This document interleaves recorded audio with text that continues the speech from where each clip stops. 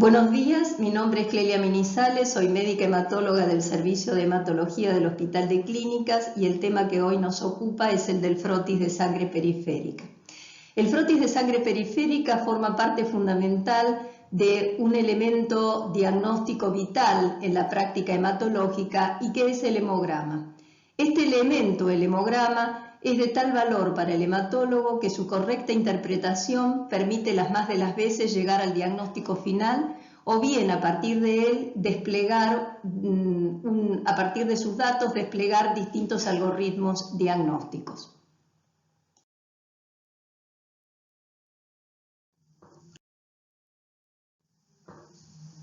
Comenzamos con la obtención de la muestra. Esta puede obtenerse por punción venosa o bien por punción digital. Es tan pequeña la cantidad de sangre que necesitamos para los métodos automatizados que una simple gota alcanza. Los anticoagulantes empleados para la obtención de las muestras para hemograma son el ETA, o sea el ácido etildiamino tetraacético, o bien la heparina. En cuanto al procesamiento de la muestra, hoy por hoy prácticamente todos los laboratorios emplean las técnicas automatizadas, pero antaño utilizábamos los recuentos en forma manual.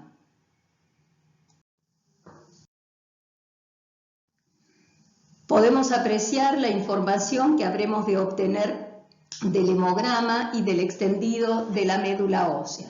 Del hemograma nos permitiremos evaluar el recuento de las series hematopoyéticas, calcular los índices hematimétricos y en el frotis de sangre periférica llevaremos a cabo la descripción morfológica de la serie roja, de la serie blanca y la serie plaquetaria y realizaremos la fórmula porcentual.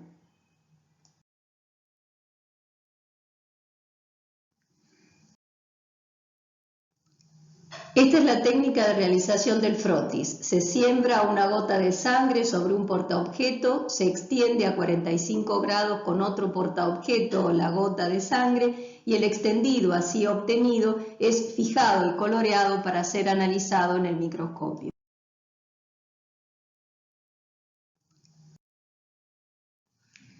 Aquí encontramos expresados los valores porcentuales de los distintos glóbulos blancos, así como también el valor absoluto de las plaquetas. Señalamos también los valores porcentuales de los elementos de la médula ósea. Debemos recordar que el hallazgo en sangre periférica de otras formas celulares distintas de las mencionadas debe ser tenido en cuenta como patológico.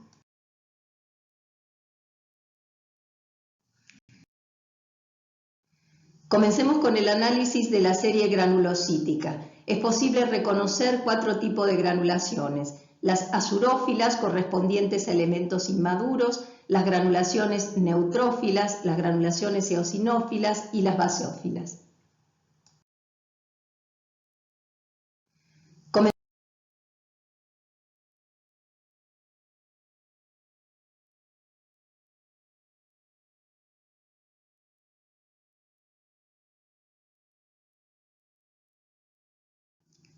Podemos ilustrar la serie roja. Recordemos que la sangre periférica en condiciones normales solo debemos observar elementos maduros, es decir, eritrocitos. El hallazgo de glóbulos rojos nucleados, o sea, eritroblastos, implica siempre la condición de disrupción de la barrera entre la médula ósea y la sangre periférica. Aquí podemos apreciar elementos pertenecientes a los glóbulos rojos con características normales. Y en la diapositiva, en la imagen superior, podemos apreciar los reticulocitos. La tinción de reticulocitos se lleva a cabo con una coloración especial supravital, que es el azul brillante de Crecilo. Los reticulocitos no forman parte constitutiva del hemograma y por su valor e importancia a la hora de categorizar a los síndromes anémicos, debemos solicitar el recuento de reticulocitos como un complemento del hemograma.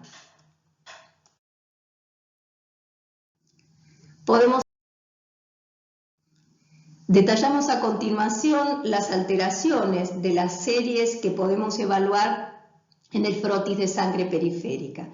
Comenzando por la serie roja, podemos señalar el hallazgo de formas inmaduras, vale decir los eritroblastos.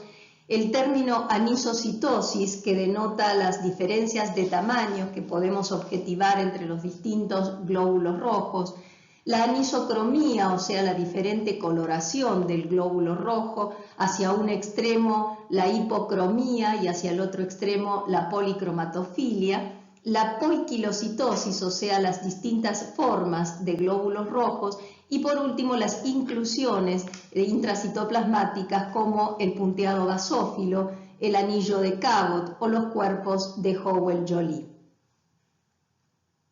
Detallamos también las alteraciones correspondientes a la serie blanca, que puede abarcar la presencia de formas inmaduras, vale decir los blastos, la presencia de granulaciones aberrantes como granulaciones tóxicas o vacuolización vistas durante la infección, o el hallazgo de alteraciones linfocitarias como las atipías linfocitarias o la presencia de linfocitos activados en los procesos infecciosos virales. Y también con respecto a la serie plaquetaria, distintas morfologías de glóbulos rojos, y utilizamos para ello el término de plaquetas dismórficas.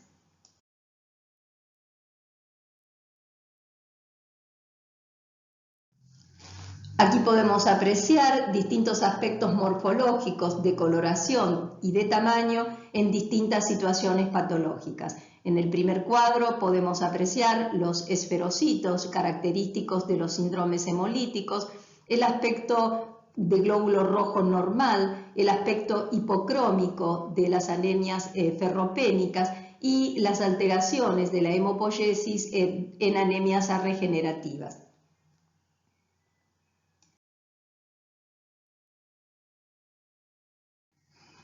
Algunas formas anormales de glóbulos rojos resultan patognomónicas, como por ejemplo la imagen de los dacriocitos o glóbulos rojos en lágrima, que son característicos de la mielofibrosis. También podemos apreciar los drepanocitos o células falciformes, patognomónicas de la anemia de célula falciforme por la hemoglobina S. La presencia del punteado basófilo, que se puede objetivar en diseritropoiesis o en anemias por alteraciones de la hemoglobina, y en el cuadro superior los cuerpos de Howell-Joly característicos de la asplemia.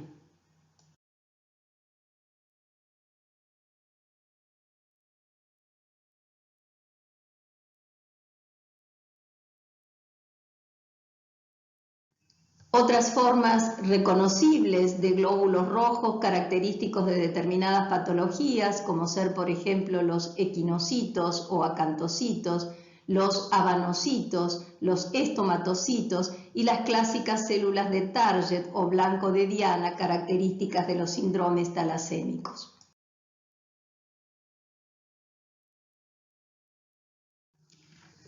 A modo ilustrativo, podemos apreciar la presencia de hierro a nivel de la médula ósea con una tinción particular, que es la coloración de Pearls, que nos permite cuantificar de manera objetiva los depósitos de hierro presentes en la médula ósea.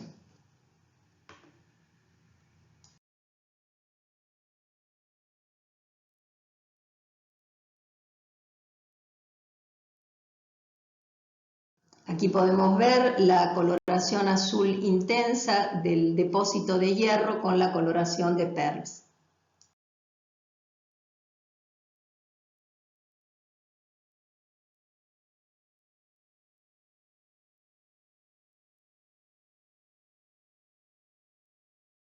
Aquí podemos observar sideroblastos en anillo propios de la diseritropoiesis observada en la médula ósea en los síndromes mielodisplásicos.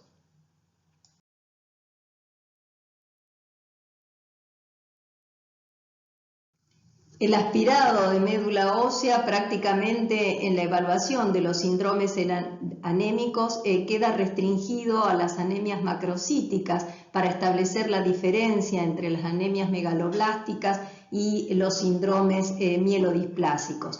También cabe señalar que en el caso de los síndromes anémicos también es de valor el aspirado de médula ósea en los síndromes de fallo medular.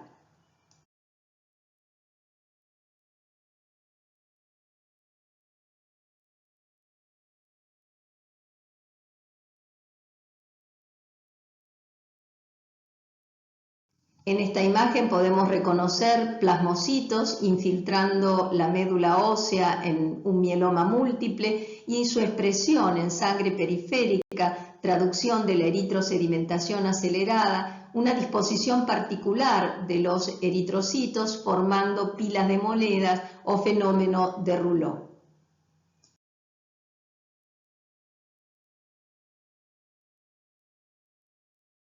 Con respecto a la serie linfocitaria, debe reconocérsela como una serie bastante heterogénea, donde las células se reconocen por ser mononucleares y donde pueden aparecer desde formas inmaduras, como el linfoblasto, hasta formas reactivas, características de los procesos infecciosos virales.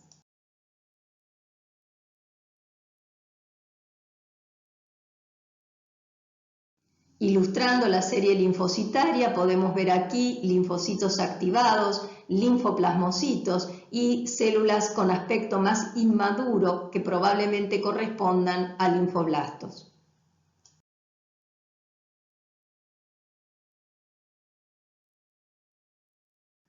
Aquí podemos observar la maduración de la serie granulocítica que tiene lugar a nivel de la médula ósea. Partimos del elemento inmaduro reconocible como blasto con alta relación núcleo-citoplasmática, pasamos luego al promielocito, característico por su granulación y la presencia del arcoplasma. Podemos observar luego el mielocito y el metamielocito hasta llegar al neutrófilo maduro.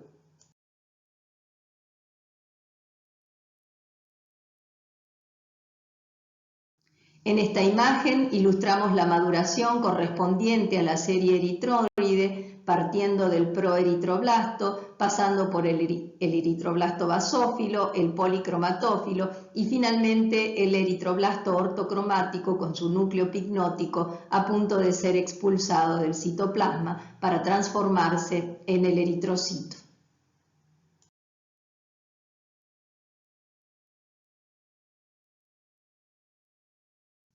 La serie plaquetaria se origina a partir de los megacarioblastos y su producto final, la plaqueta, constituye el proceso final de maduración del citoplasma del megacariocito y su fragmentación y su liberación a la sangre periférica.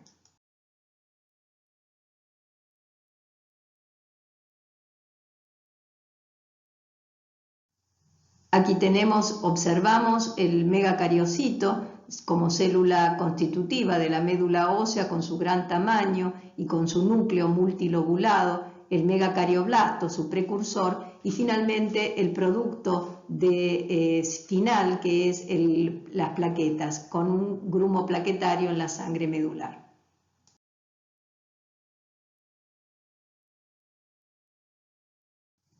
Aquí podemos observar grumo de macroplaquetas con plaquetas dismórficas.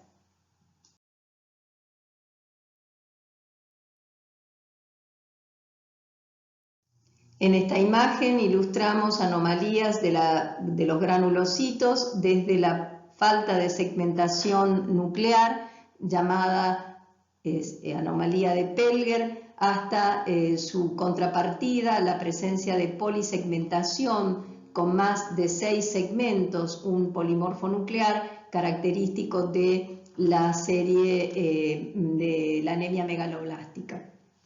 Con respecto, también podemos observar granulaciones tóxicas en cuadros de naturaleza infecciosa.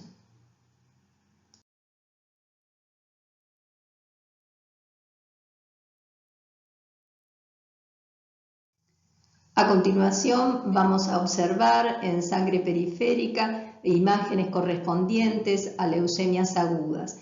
Partimos de la leucemia aguda mieloide, tanto el diagnóstico de leucemia aguda mieloide como linfoide, parte del hallazgo en sangre periférica o en médula ósea de un porcentaje de blastos que ronda alrededor del 20%.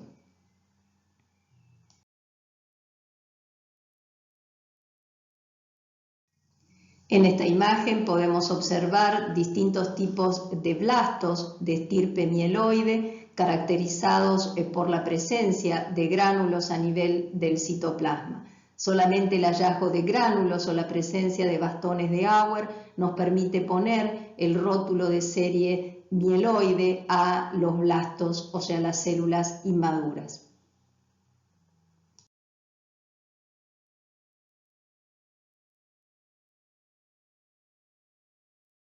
Aquí podemos apreciar los bastones de Auer precipitados de microtúbulos del citoplasma de las células blásticas, característicos de las estirpes mieloides y prácticamente patognomónicos de la leucemia promielocítica aguda.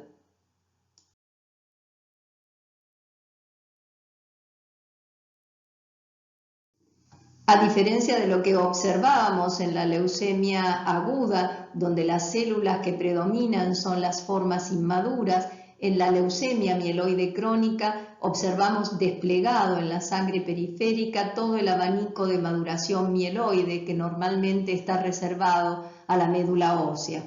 Podemos encontrar células blásticas en pequeño porcentaje, pero todo el abanico de maduración que va desde promielocito, mielocito, metamielocito, neutrófilos encallados, hasta llegar a los neutrófilos maduros o segmentados.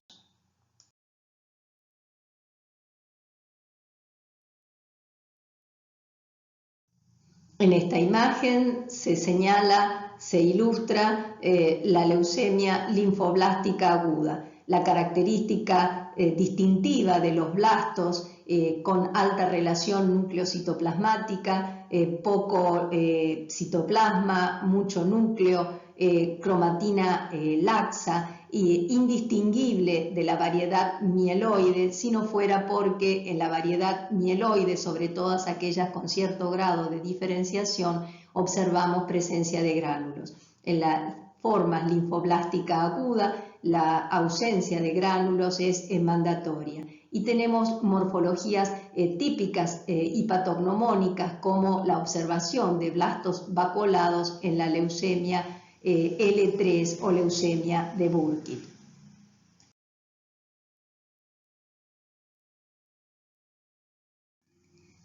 Diferenciándose de las formas agudas de leucemia, podemos apreciar acá linfocitos con cromatina densa que corresponden a una leucemia linfática crónica.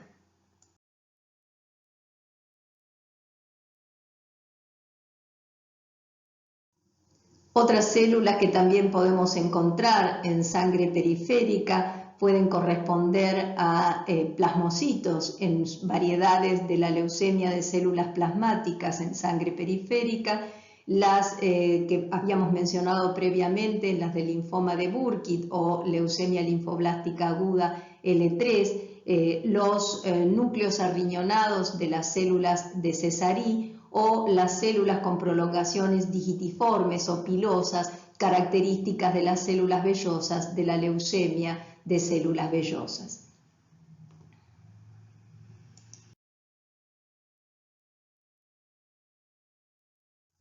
Aquí podemos apreciar imagen de células reticulares en la médula ósea en proceso de hemofagocitosis y también podemos apreciar células de Rett-Steinberg características del linfoma de Hodgkin.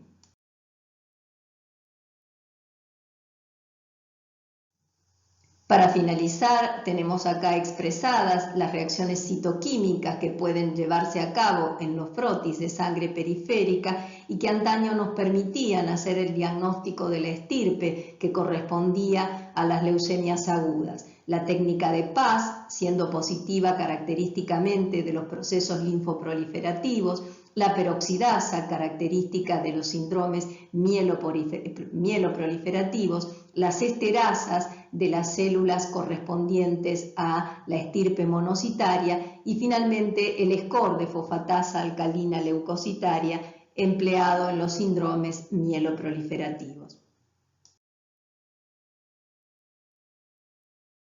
Muchas gracias.